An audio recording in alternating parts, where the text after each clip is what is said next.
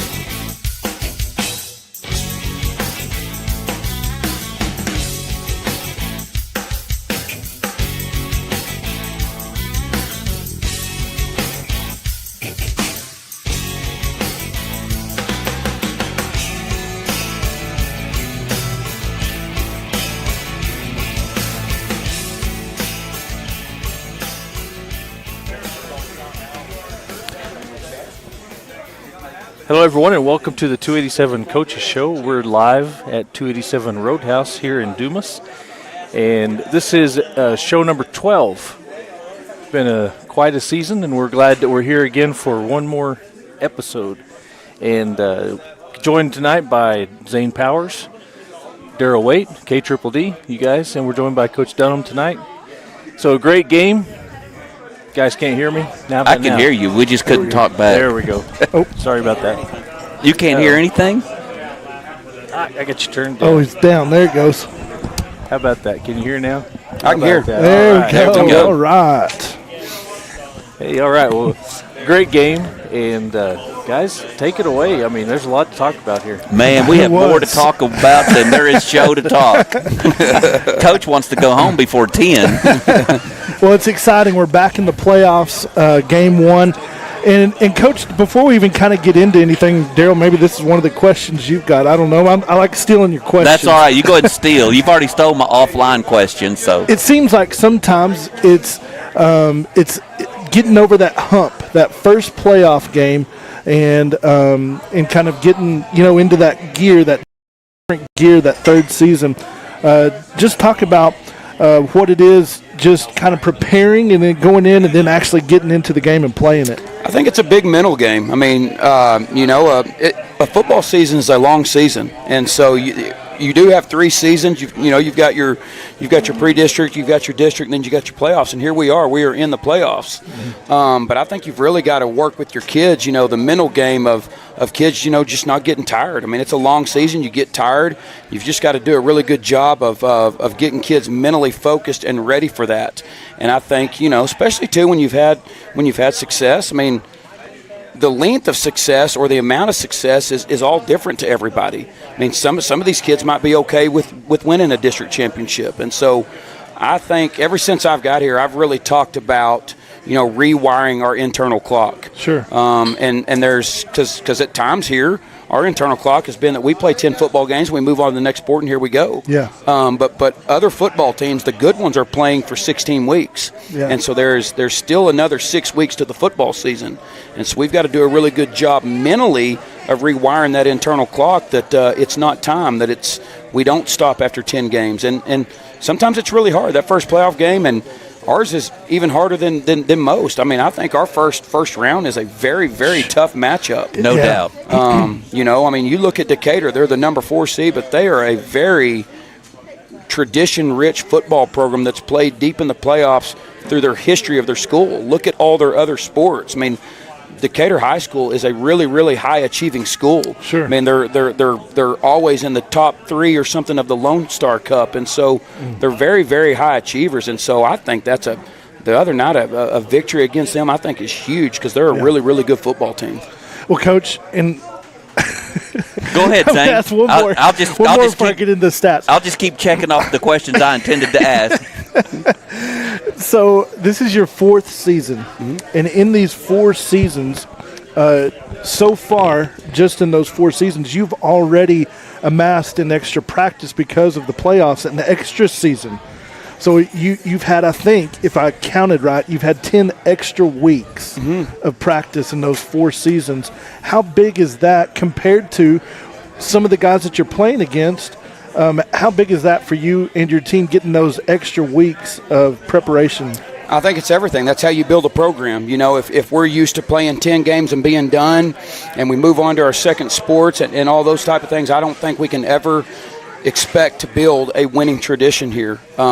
You know, when you play 3 rounds in the how we consider it is we get about 3 practices a week. That's what I told our kids when the game was over. I said we've earned us 3 more because that 4th day is just a walkthrough. Sure. So we've earned us 3 more practices. I mean, if you can pull that out to 3 and 4 and 5, and if you play in the state championships, that is 6 weeks that all of your underclassmen are continuing to practice. We've moved our freshmen up. We really have one football team right now. Yeah. But we've got freshman kids that have played a freshman schedule. Right now they're on our scout team, and those freshmen are getting to go against our varsity starters. Our JV kids are getting to go against our varsity starters. And so if you do that for 6 weeks, you're going to start developing players. Yeah. And those players are going to get experience that they would have never have gotten if you wouldn't have made the playoffs. And so for the times that we weren't making playoffs here, we weren't developing a championship program. And everybody else that was making the playoffs around here were getting more work than we were getting. And therefore, when the next season starts, I think they're better prepared than we are. And so that's the push right now, is that we get our kids to keep playing. Our JV kids, along with our varsity kids and our returners, all are getting more practices. Anytime that you can get another practice under your belt, you're going to be a better football player the next year. Sure. And so that's the philosophy.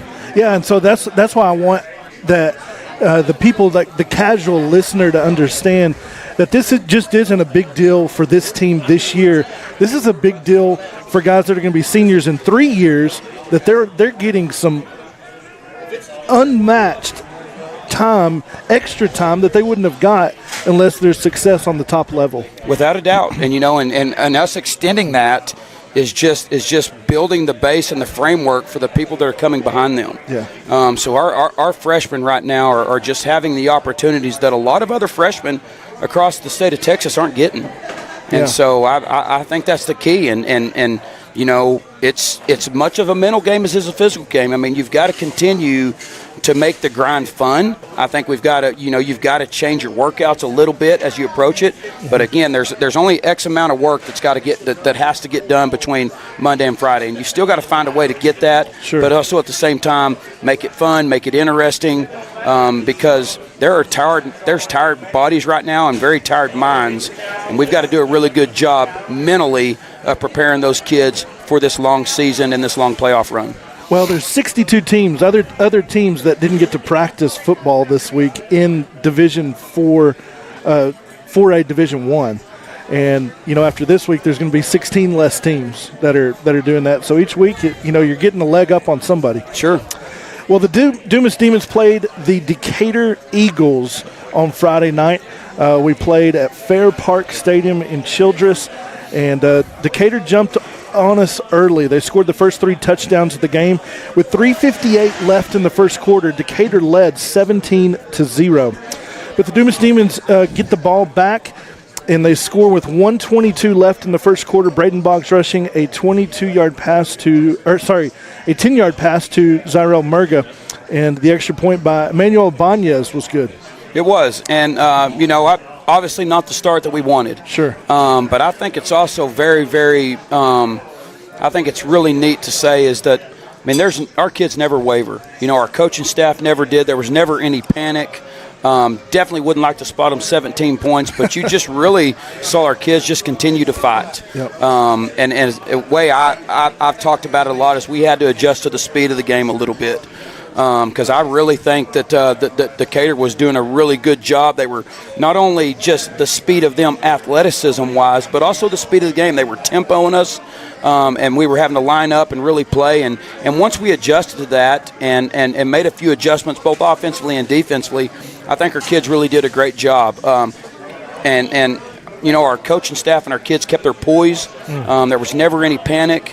And that is something that I have really, as I watch video or because, guys, for the last 3 years, you know, we have been down big and we found a way to come back. And I think that says a lot about our kids and a lot about just the trust that they have in our system and our coaching staff knowing each other as well, that we can fight out of something like that, because there's a lot of teams, you know, that would not have. Do you have anything you want to? Well, let me just pause here because I was going to ask you this question anyway.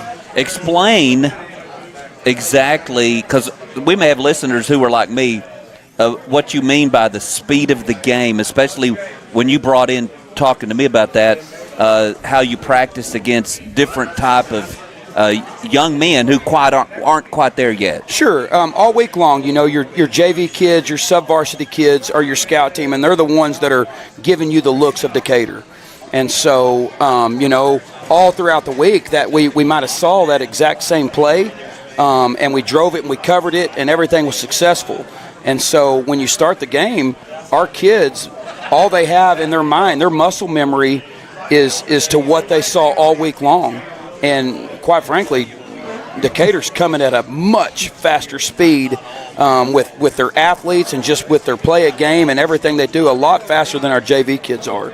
And so it took us a minute. I mean, we were shell-shocked. I mean, when those receivers were running those slants and they were RPOing and throwing it and running by, and I mean, those 17 points came like that. They did. And our kids just, you know, we just adjusted. We went over to the sideline. We made changes. We adjusted to the speed. I mean, we talked to our kids. I mean, hey, we have to speed up our play.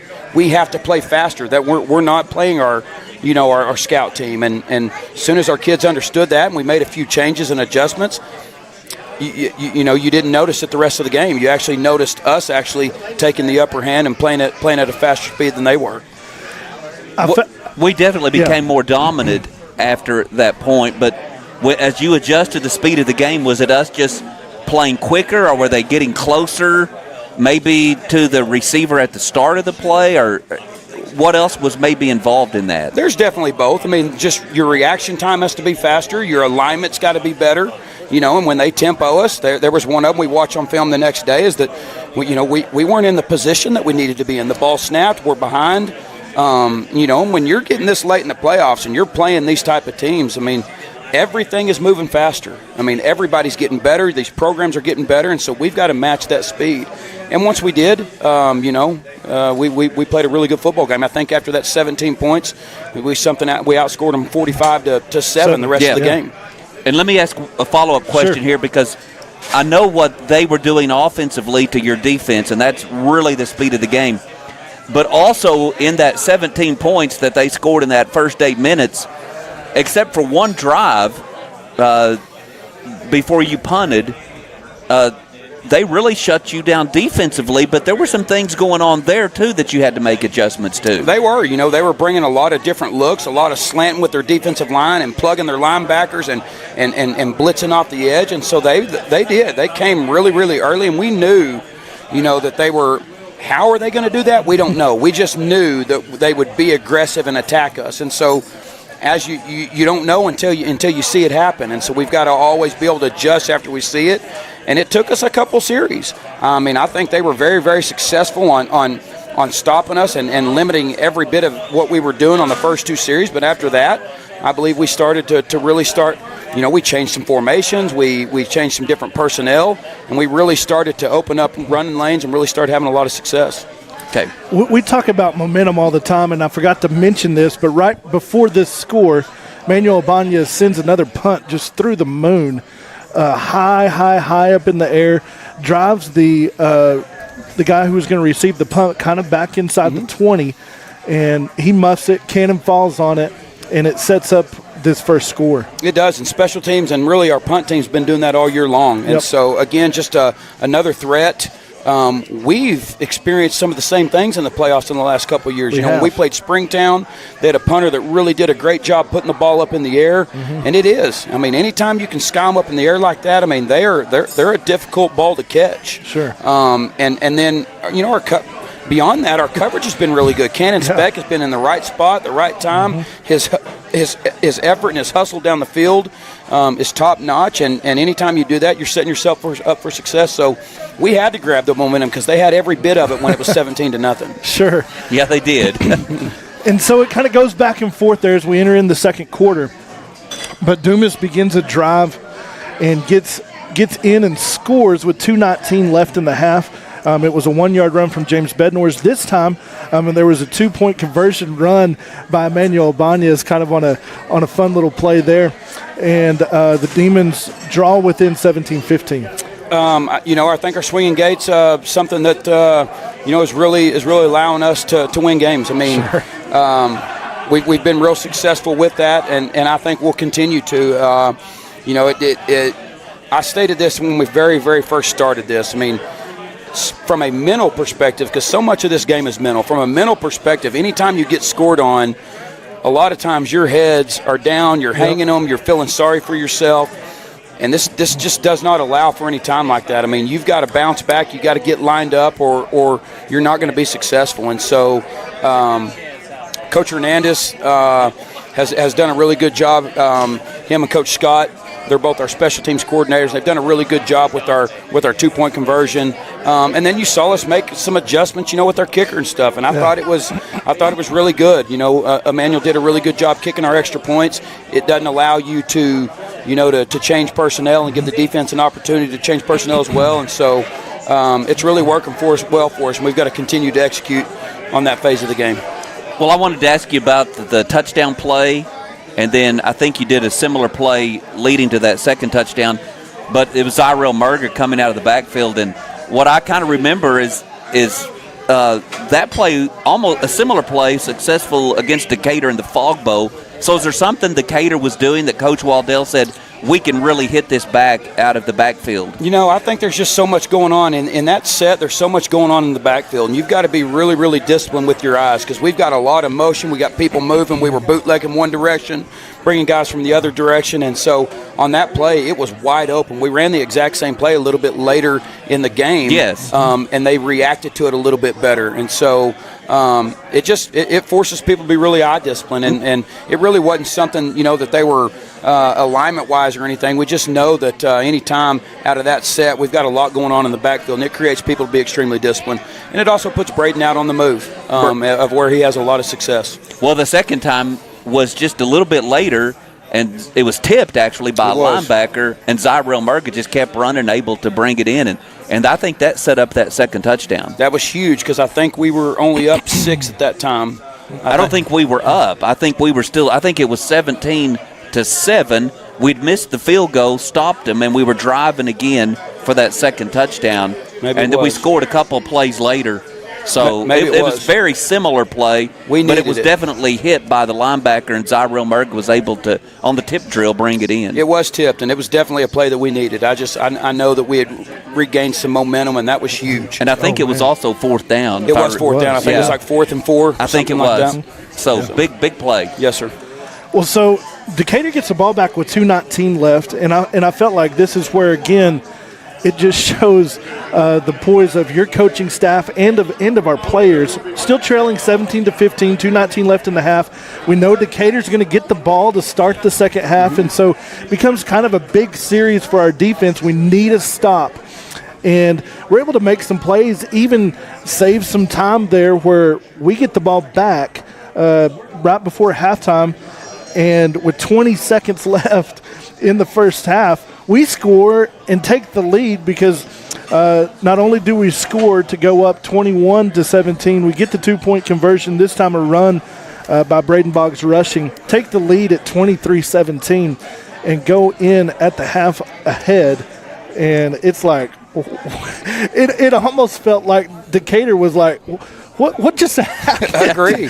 And it was, it was just really a tale of two quarters there. I mean, 17-0, and then here we go in at halftime with the lead. And I thought that was huge. I think I burned 2 timeouts actually in that last defensive stand, and I actually, on the very last one, it was 3rd down.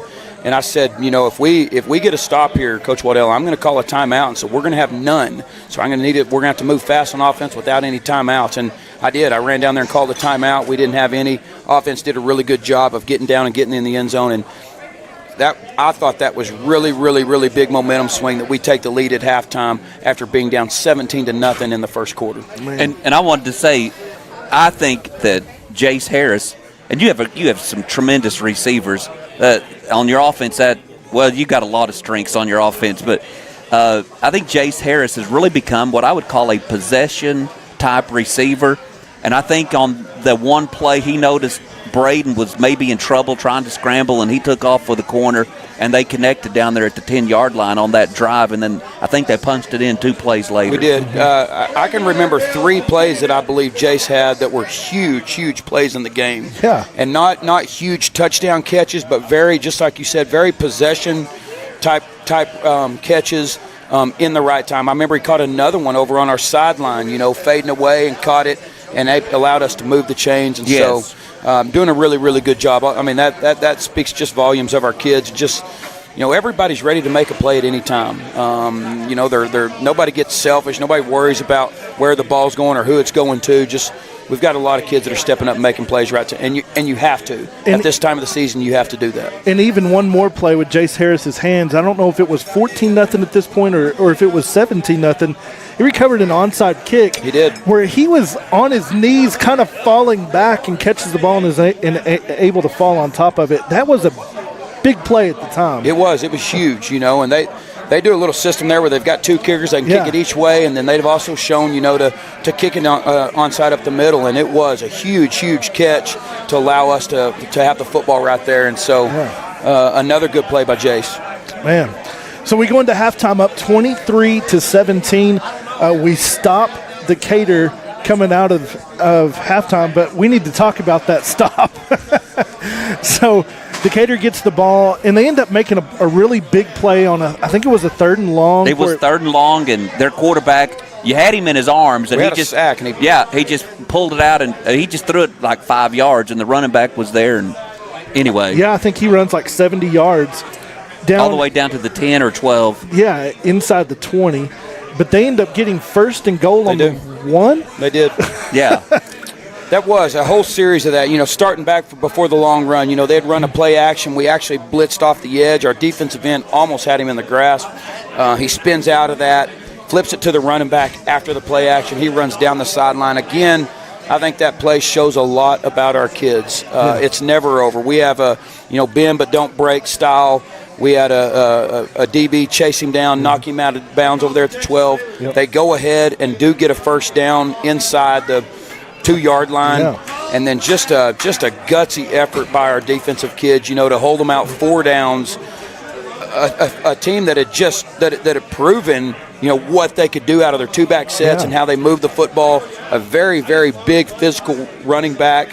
I mean, he's probably about 200 pounds. I mean, as good as anybody we had seen all year. And our defense just did a really good job of standing up and making a play down there. I thought that was momentum, the biggest swing, because that was actually a 14-point swing there. We hold them there.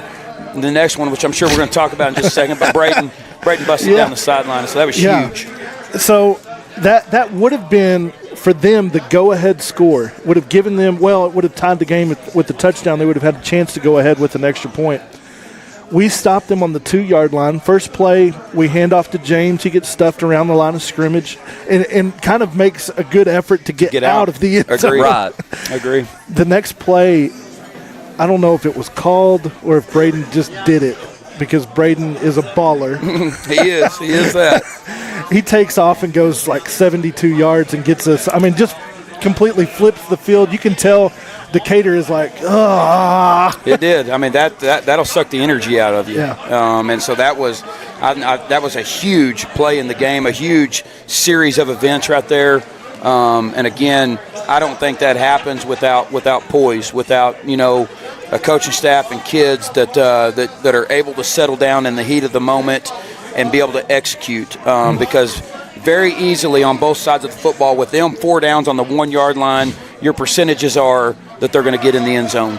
And then flip side, on the other side with our offense backed up on the 1 yard line, the percentages aren't really good for you to bust at 70 yards and take it. And so really, really proud of just the execution of our kids and kids being able to stay locked in and execute during very, very intense moments in the game like that.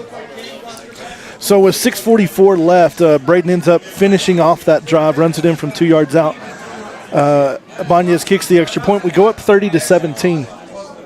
And Decatur gets the ball back. They kind of go on a little methodical drive where they're kind of, 4 yards here, 4 yards, and just kind of drive down the ball 4.5 minutes and score and make it 30-24. They did, and we had I think about 4 or 5 plays before they scored, we had them in 4th and 2. Yeah. Of which, I thought we did enough to get them stopped. They bring the chains out. Yeah. I guess got it by a credit card. Goodness. Yeah. But I think that was a big moment in the game, and honestly, I think after that drive right there, I think Decatur had us on our heels a little bit, and then.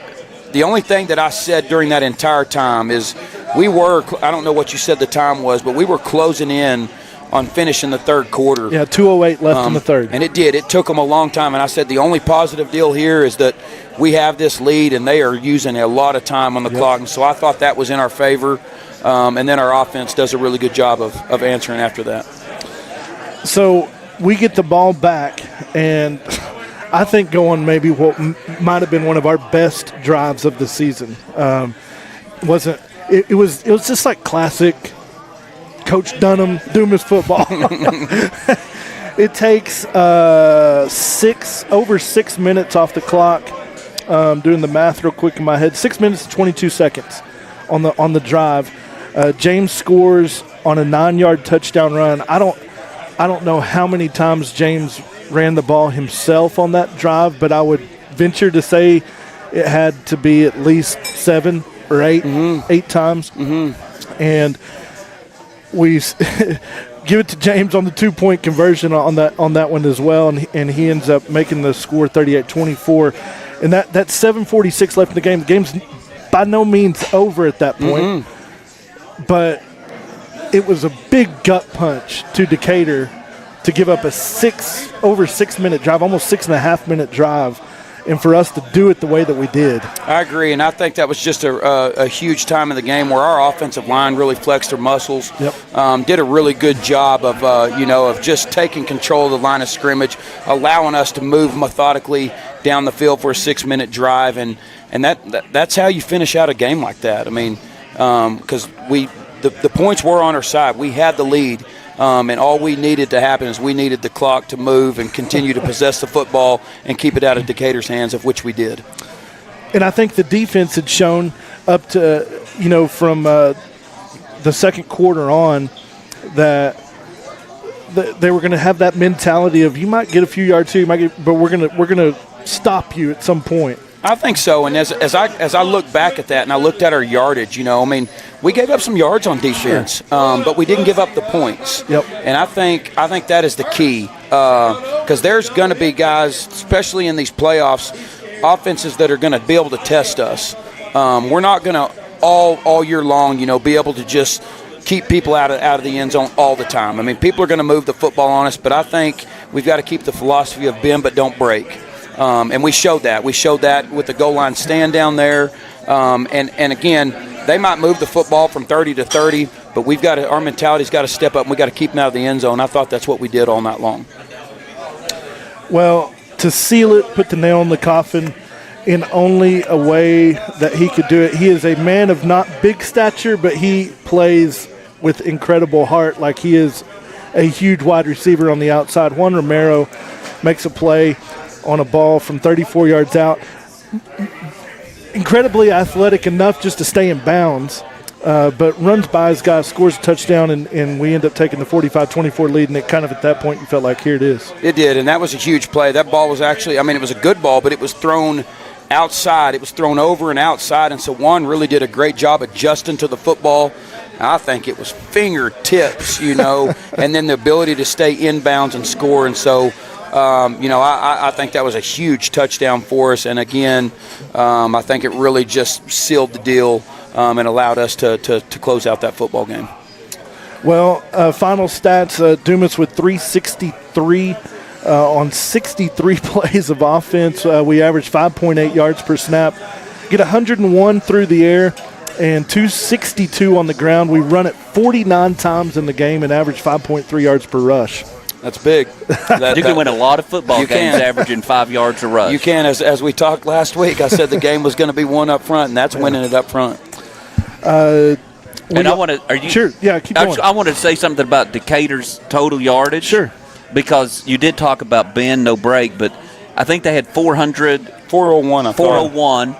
But 165 of that was in that first 8 minutes of the game. It was. You take that off, and then they only had 220 or 35 yards. Agree. And you made the adjustments, and I've been telling people, well, if the football game was only 8 minutes long, they win 17-0. Agree. Fortunately, it's 48 minutes, and if you could play just the last 40 minutes, then it's 45-7. Agree. So I'm glad you can see that because I answered the same questions. So my whole point is, it looks like they had a whole bunch of yards, but 165 of those yards, or a third of them, came when y'all were trying to get your feet underneath you. Agree. Totally agree with you. And so I thought our kids played those first. That's 17-0. I mean, it felt like they were running for 200 yards. I know. I mean, it was just bam, bam, bam. So agree. After we settled in and made adjustments, I thought our kids played really well the rest of the game. Absolutely. I think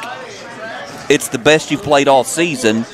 And that may be the best by-district game that Dumas has played since this playoff run started back in 2015. I agree with you.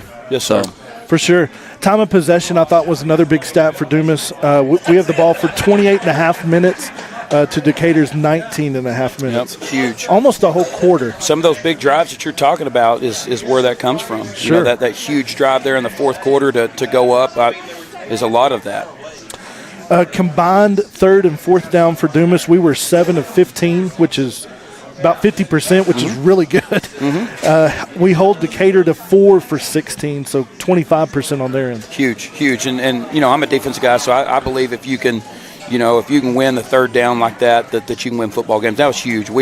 Fourth down, we like to keep them at 0%. And I think they had one for 3, which we failed on our goal there because we don't want to be able to allow them to convert any fourth down. Sure. Well, and this is something that we've seen. One of the analytics that the stat thing comes out, and something that I like to send him because I know he likes it, is our defense has been forcing, about 75% of the time has been forcing ineffective plays, which means they're not getting half the yardage they need on first or second down. They're not converting on third down, and we're stopping them on fourth down. So it's huge. Yeah, that's a good stat, and I think it's led to a lot of our success. That's one of those stats that doesn't lie. It doesn't lie. That stat don't lie. So you can bend numbers in certain ways to make them look good. That one, that's just there. We're playing good. Braden Boggs rushing on the night finishes with 101 yards passing, and with those 101 yards passing, completed 7 passes, 2 of them were touchdowns. James Bednore's leading rusher on the night. He carries it 27 times, which breaks his own record for the most carries with Coach Dunham being the head coach. 141 yards on the night. He averages 5.2 yards per carry with 2 touchdowns. He outpaces Braden Boggs rushing, who had 14 carries for 129 yards, 9.2 yards per carry for Braden, and he had 2 touchdowns on the ground as well. I think it goes on his stats too. Those three nils that we took late in the game. Does that go on his stats? No, it doesn't. I made sure. Perfect. I found a way to not make sure. Yeah, because I was saying that up there. I was like, well, we're going to take the victory, but there goes 5 yards on Braden's stats. Even better. Yeah, for sure. So we gave the player of the week to the offensive line. Agree. And we talked about a little bit earlier that game was going to be one up front, and our offensive line, I thought, after the first 2 possessions, really did a great job, and to finish out the game there, they just really took control of the game. two guys led the team in receptions with two receptions apiece. Jace Harris, one of the guys that we've talked about already, and also Zyrell Murga out of the backfield. Jace with 2 catches for 34. Zyrell 2 catches for 22. He also had a touchdown. Juan Romero with the big catch, one reception for 34 yards and a touchdown. James Bednor's caught one out of the backfield for 7, and also Oliver Ortiz caught one for 4. That was a big catch at the time because it was one that kind of gave us, I think it was on a 2nd and long, gave us a 3rd and short. It was. Or 3rd and manageable. Yes, sir. Yes, sir. And so, big catch there from Oliver. Parker Dunham and Sabian Perry lead the team in tackles with 9 tackles apiece. We talked about it at the end of the game. I felt like Parker had a big game of being able to come in from his position and be able to stop their rushing attack. He did, and that's something we talked about. I mean, we knew that they were going to get in their 2-back offense, and we knew, that we were going to have extra support from our secondary, and so that was part of the game plan. I thought Parker did a really good job getting down in the box and being aggressive and making some really big tackles. I want to ask one more question about the defense as you brought that up in the 2-back offense. Had they shown that option play?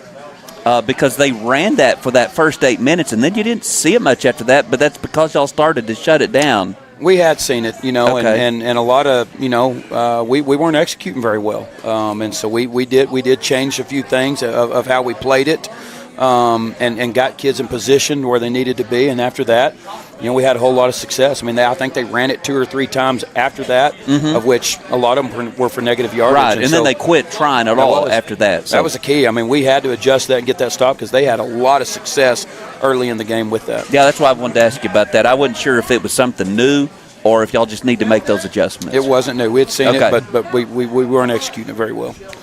Cannon Speck did Cannon Speck things. Had a sack and a tackle for loss. He also recovered. We talked about recovering the fumble on the muff on the punt, and he just also seemed to set an edge over there. But he just continues every single Friday night. It's just like, whoa, man, he is playing really well. He is playing really well. There's another play that I don't even know that anybody sees, but we were watching it on the next day in the film room, but. He did a really good job as a 4 technique on the backside. I think it was actually on that 4th down stop that we didn't quite get him stopped, but he breaks through from the opposite side, and just his effort was unbelievable of getting to the football, and he's the one that actually makes the play from the opposite side. And so Cannon's a great player for us right now, and it's just his senior leadership and the way that he's playing on special teams and everything. I mean, he's having a really good year. Really, really proud of the way he's playing.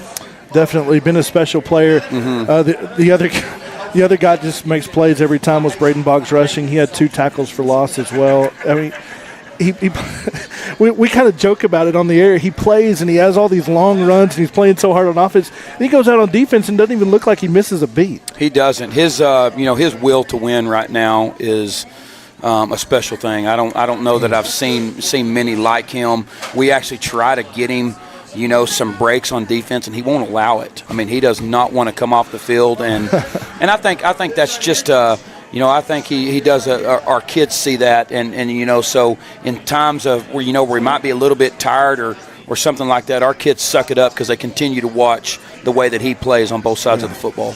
Man, it was awesome. Those are, I think. Oh no, I do want to mention one more guy, Manuel Banez. We talked about him really these last few games about his punting, getting us where it needs to be. He had another punt this game inside the 20. It was another one that was muffed, and we recovered.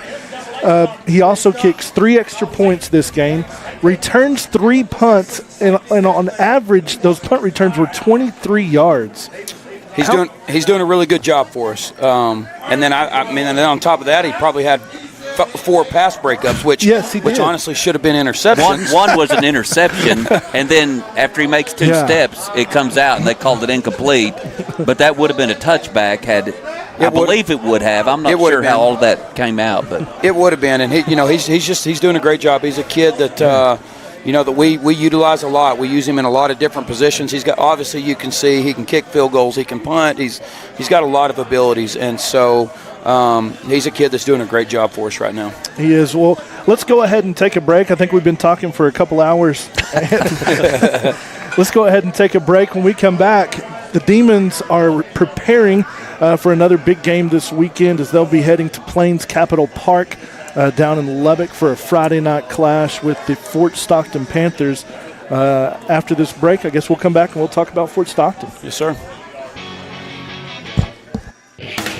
This is the 287 Coaches Show, brought to you live from 287 Roadhouse in Dumas, Texas. This episode of the 287 Coaches Show is brought to you by these local sponsors.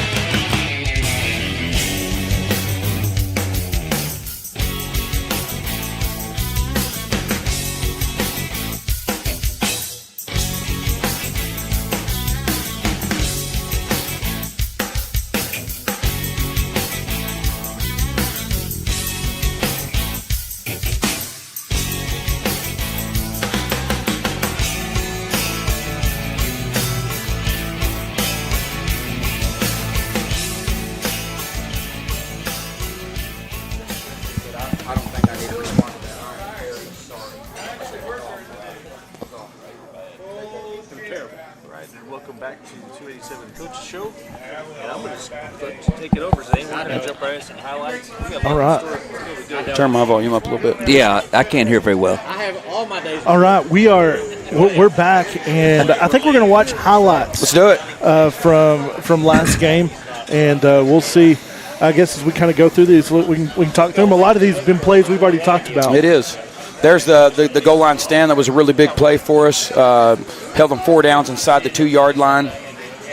Again, there's that little speed option play that you talked about that we struggled with early, and there we were adjusting, playing it a lot better, getting a lot of guys to the football. Yeah, that's that second possession where they ended up kicking a field goal. It was, and here was after we had struggled a little bit in our first couple of series. We get in our heavy formation right here, and we're really starting to. That's 11 yards. Really started moving the football. There's the play that Zyrell Murger that we talked about again. You can see our motion, a lot of stuff happening in the backfield. People get lost in the shuffle a little bit. Cannon Speck, a kid that we talked about, playing really well this year. Again, just a really, really good football player that always finds himself around the football.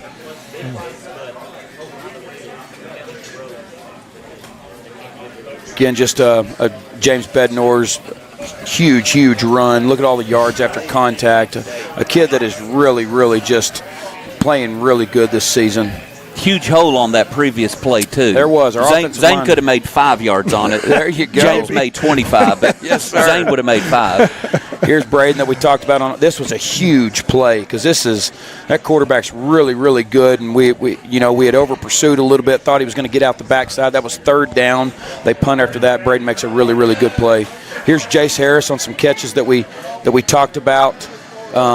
This was I think that was 3rd and long. That was on that drive that we went down and scored on, so really good catch by him over on the sidelines.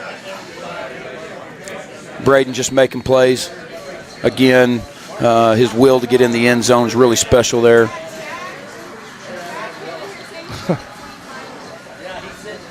I think this is our goal line stand that we had after that long, pass. I think it was about a 60 or 70-yard pass that they got out. Again, a lot of energy right there coming from our kids.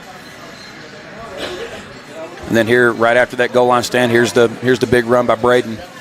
I just really think this took a lot of wind out of Decatur.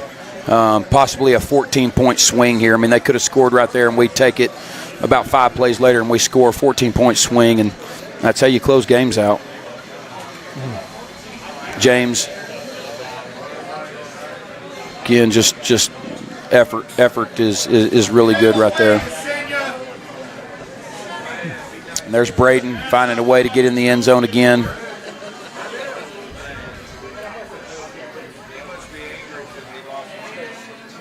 Just look at him. I mean, just a playmaker, finding a way to lead his football team, finding a way to move our offense down the field. Really, really good discipline by our kids on the backside. That's the quarterback keeping it on a stretch power read out the backside. So it takes a lot of discipline to stay at home. Cannon Speck, relentless effort to the football. Another sack by him. And then that's your favorite formation. That is the best formation a team can have is victory. You don't mind losing 5 yards on your total offense? I don't. We work that that's how we close out every Thursday practice is with the victory. All right. So Love it.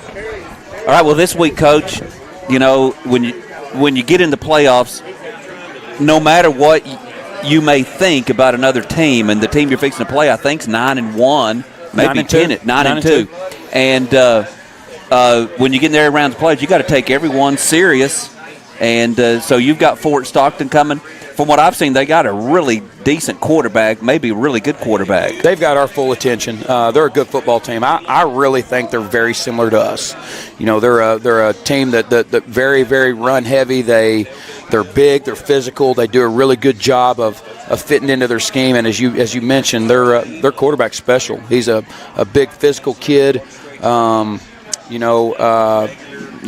About 190 pounds. He's always making yardage after contact. We're going to have to do a really good job of gang tackling, getting a lot of guys to the football, getting in his legs. And then they're just, got a big offensive line that's physical, got a big defensive line that's physical.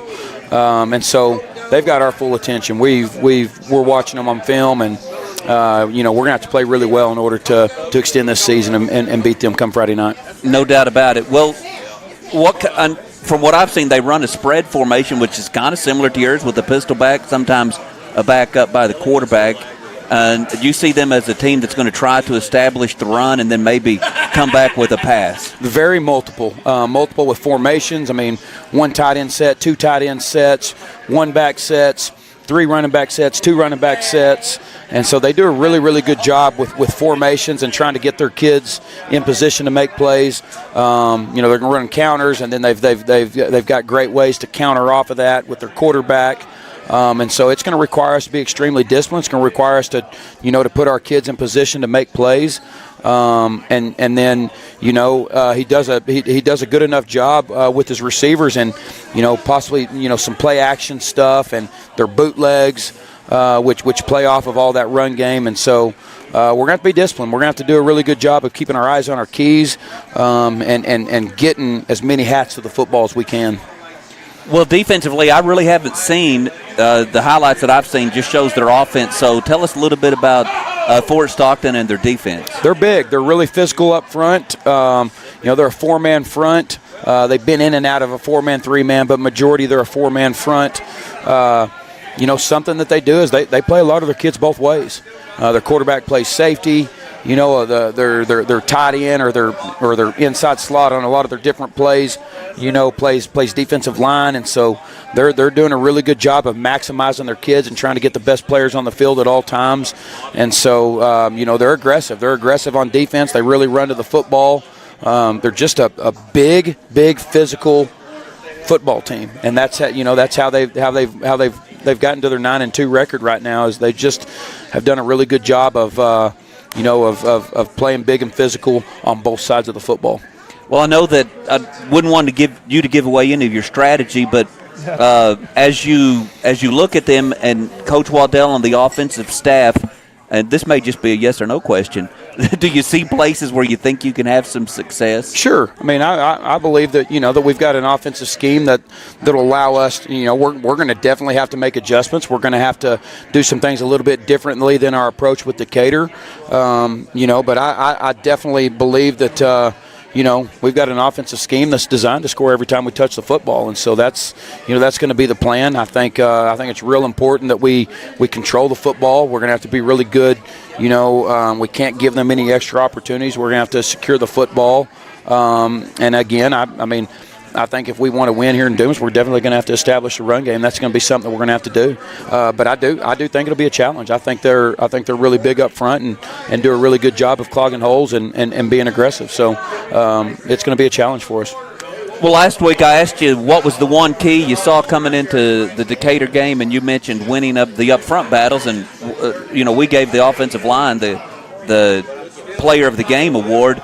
So what is the one key this week? You're going to say ditto? that key will still be there. It'll be there. I think defensively we got to do a really good job, of getting off the field. We got to do a good job of getting the ball back to our offense, because they are an offensive style that likes to, 2, 3, 4, 6, 5, 3. They do a really good job of that. And so we're going to have to be really good defensively on limiting that and not allowing the yard after contact, because they're really good at it. That quarterback does a great job driving his feet, and he's never going down when the first man gets there. And so we're going to have to really rally and get a lot of guys to the football. And then, without a doubt, I think we've got to win the line of scrimmage on both. I think being able to do what I just talked about on defense is going to require our front seven to play really big, and really not just our front seven. We're going to have to get more guys to the football per their formation, and then we're going to have to really see if we can slow down their big defensive front, open up some holes. But I'm excited about the opportunity because, as I said last week, all the bad ones are done. They've already gone home, and so this is an opportunity for us to play in Thanksgiving. I think that is definitely something that all coaches look at across, and that's something that you judge. You're always trying to evaluate your football team and understand. And playing Thanksgiving weekend's a big deal, and so this game is what gets us there. And so we're going to be very, very excited. We're going to come with a lot of energy, and I'm really, really looking forward to the opportunity. Go ahead. I thought more questions about the game. Not really. I was going to ask one more question, but go ahead. Okay. Well, let me ask one more question, because people ask me this all the time, and we've kind of touched on this before. But what goes into choosing a stadium, a location, referees? What goes into all of that? Because people are asking me that on Sunday. Well, where we're playing, why are we there, and all of that. It's a lot, and it's not really easy, because there's only X amount of stadiums, and there's a lot of, when we started last week, when 5A and 6A have the ability to get home field advantage, it really creates issues for the lower classifications, because we all are wanting to play at these big stadiums, So let's use, Plains Capital where we're playing. Well, they have 4 high school teams, and they had 2 of their teams got home field advantage, and so they're playing there. So that takes our opportunity to play at Plains Capital is pretty much off unless we want to play on a Saturday. And a lot of people don't want to play on a Saturday this early. I don't. And so everything's got to be agreed upon by the 2 coaches. You got to find a neutral site that's pretty close. You're never going to get right down the middle, but you got to find something neutral. And then when you do, that field has to be available. And sometimes there's a lot of people that have called 3 and 4 weeks early and got their name on the list. Like after we won on Friday night, right when I finished, I was on the phone trying to, because when you can get the first guaranteed agreement between 2 teams, they will turn it over to you, because there might have been 5 or 6 teams waiting on that, but the matchups didn't happen. The other team didn't win that needed to be there, and so that list that had 5 or 6 teams automatically a lot of times turns down to just 1, or it's who calls first. And so we called to get Plains Capital for this next one. I had to get Fort Stockton's coach to agree on it. We had to agree on it. We both had to talk to the athletic directors from Lubbock ISD, and so it's that's the site. And then when you go into officials, you have to agree upon them as well. And so we usually take, you try to do your best of getting people that, he's not going to want a bunch of officials that I've used all year long. Vice versa, I'm not going to want to use a crew that he's used all year long. And so we've got to agree on somebody that's in the vicinity too, Because if you go get somebody from Austin, that's doing is costing the school district more money for those guys to get down here. And if you can't agree on it, you turn it over to the UIL, and they will appoint you officials. Okay. I've never had that situation. We've always agreed on them. And so we took 3 chapters. We took the Lubbock chapter, we took San Angelo chapter, and we took Abilene. And then I put out, you go to those assigners and say, hey, we've got Fort Stockton and Dumas at Plains Capital. Could you get me a crew? And so once they do assign you a crew, you have the ability to look them over, check them out, and then you and the other coach talk about it and agree. Because at that time, if we didn't like it, we could change that crew and go with another one. But time is the biggest deal, and getting above it, getting on it early. Because the longer we wait and the longer we can't agree on things, those officials are being signed to the other games. Mm-hmm. And we know right now, too, in the state of Texas with our, we do have an official shortage. And so it's very, very, usually great working relationship with the 2 coaches. If you can just agree on it and get it moved on, it usually happens pretty fast.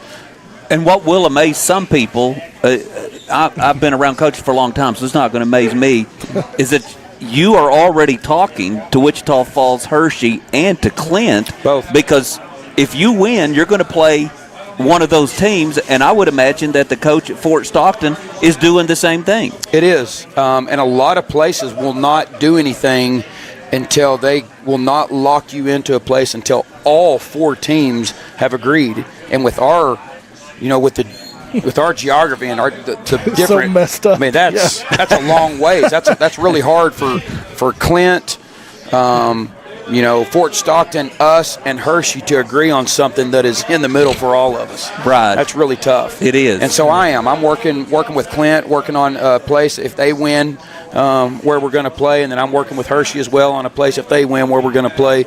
And so yes, I mean we're almost already complete with that and got that set because you have to get it set for the next game, and you have to get it in advance or you're not going to have a place to play. Sure. And this is happening all over the state of Texas now. I mean, so there's a lot of negotiation taking place. All classifications. And sometimes you have to flip a coin, and a lot of listeners may not know this. You literally don't flip a coin. You do not. When you talk about flipping, you get the coaches directory out, which has everybody that plays in the state of Texas. You take a zip code, you pick a town, the other coach says odd or even, you look at the zip code, and that's how you flip. There you go. That's how you, and if you can't ever agree on anything, that's the process you use for everything. What home or visiting team, what color of jerseys you want to wear, because a lot of times, like, hey, you can have the home team, I just want to wear a certain jersey, because there's coaches that have certain jerseys they like to wear. But none of you guys are superstitious or eat the same thing on Friday or anything like that either. So I don't do any of that.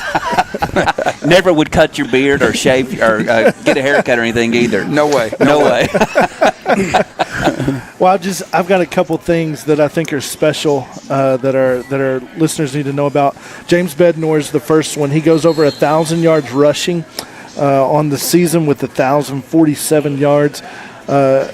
He is the first back coach that you've had that has been able to go over 1,000 yards in a season rushing. So I feel like that's pretty special for you. Huge, really, really big. And I just, as you sit and watch all of his plays and everything that he does, he's a huge reason of why we're winning football games right now. So it's a great accomplishment for him. Not only for him, it's a great accomplishment for our offensive line. It's a great accomplishment for our entire offense. It's a great accomplishment for our receivers that are doing a good job blocking. So really excited about that. Well, here's a team accomplishment that I think is pretty historic as well. This is the first time since 1961 to 63 that a Dumas Demon football team has won a playoff game in 3 consecutive seasons. It's huge. We know what happened in 1961 and 62. We won state championships. There we go. I like that. I like how those stars are aligning. So congratulations on that. And Thank you. More thing for you, Coach. You got your 40th victory in 48 games. So you're 40-8, which is 83% winning percentage. That ties you for third all-time in Dumas Demon football history with Coach John Winery, who coached during the 1950s. That's definitely a staff award. I mean, it's I'm the head football coach here, but we've got a really, really good staff, and we've got a lot of really good kids that buy into what we do. And so I'm not alone in this deal. We've got a bunch of guys that invest a lot of time into our kids. We've got a community that invests a lot of time into our program and is allowed, we're just a part of the process. We're just part of the educational system that's really working hard to develop young men.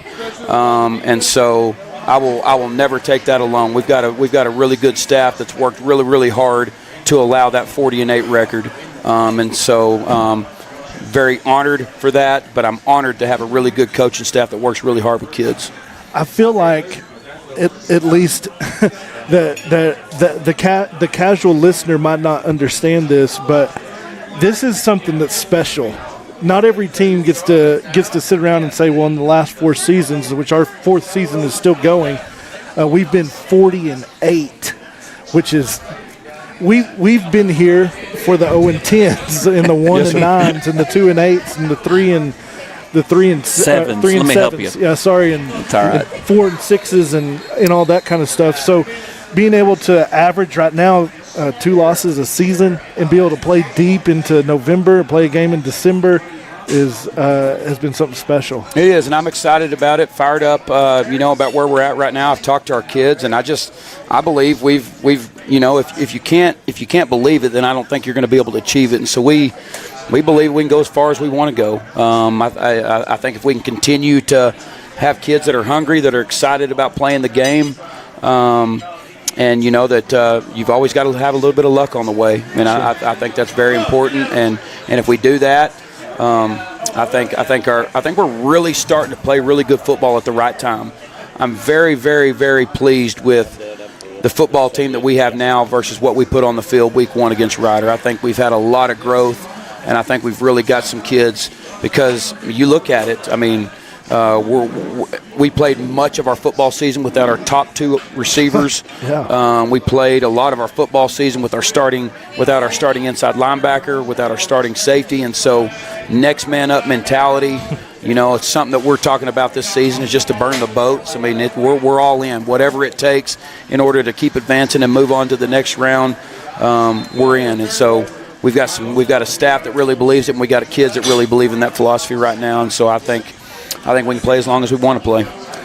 Well, folks, if you're watching this and you watch this during the week, find a way to get to Lubbock, Texas, the hub city, on Friday night, 7:30, Plains Capital Park. It is going to be another special night of Dumas Demon football, and you need to make sure that you're there in person. Agree.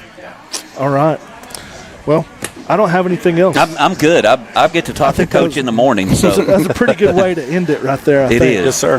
Yeah, and I'll just kind of double down on being there in person because this week Blue Cloud TV is not going to be able to stream the game. So Lubbock ISD got that through the NFHS network, and so they have first dibs. It's a little bit of a process to go through, and I have to chase down a bunch of people and wait till after all of that process happens before I can even have a shot at that. So we didn't get that this week. So it will be on the NFHS network. You can find their website. You can watch the game. Most people are not too happy about that. It's not a great experience. And well, they need to show up. That's it. Get really mad about it and get in your car and grab the right. That's right. Drive a couple hours to come watch the game. If you can't make it and you just absolutely have to watch it on there, what I recommend is watching it, turn the volume down, turn the radio up. You may have to make some adjustments. You may have to hit pause on your NFSH and let the sound catch up. Yeah, it takes a little bit of work to get it. But you can do it. You just work on it. It'll work. That's right. It will. And we'll try to stay on the air. Every once in a while we have internet hiccups. And when it hiccups, it's panic time. Yeah. But we'll be calm. No, we won't. We'll be really excited. I can't wait. Me either. Well, thanks, everyone, for joining us. And we'll be here next Monday night, right, Coach? We're going to be back. Yeah, that's right. I'm planning Mark it on the calendar. Turkey week. That's right. Thanks for watching, and we'll see you next week.